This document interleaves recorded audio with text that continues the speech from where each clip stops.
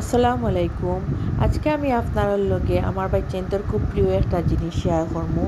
তো আজকে আমি চিকেন ফ্রাই করবো। চিকেন ফ্রাইটা আমার বাচ্চাইনতে খুব শখ করিয়া খাইন। আর আমি পেঁয়াজ আদা রসুন কুচি করিয়া লই লইছি।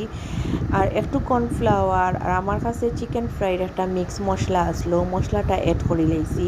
একটু সয়া সস আর পরিমাণ মতো লবণ দিয়া আমি চিকেনটারে মাখাই লিলাম। আর আপনারা দেখতে পাররা আমি অফ ক্যামেরাতে একটু চিপসও বাজিয়ে আনিছি গিয়া। তো চিকেন ফ্রাইটা মোটামুটি আমরা সব মা হলেও বালা করতাম পারি, যেহেতু একটা আমরা বাচ্চাইন্তর খুব প্রিয় একটা খানি। তো আমি একটু তেলও গরম করে লইছি, গরম করিয়া চিকেন ফ্রাইটা তেলও দিলাইমু। আর আমি একটু সময় লইয়া এই চিকেন ফ্রাইটা বাজমু, কারণ দেখা যায় পরে ভিতরটা খাসা থাকি যায়। তো আমি স্লো আগুনে একটু সময় লইয়া চিকেন ফ্রাইটা করমু। তো আপনারা দেখতে থাকুকা। মাঝে মাঝে বাচ্চাইনতে ডিনারও ভাত খাইতে চাই না, তো ভাতর পরিবর্তে আপনারা চিকেন ফ্রাই আর চিপস দিলাইলে তারা খুব মজা করিয়া খাইবা। তা আমার বাচ্চাইনতে মাঝে মাঝে যদি ভাত খাইতে না চাইন, তো তারারে আমি চিকেন ফ্রাই আর চিপস করিয়া দিলাই।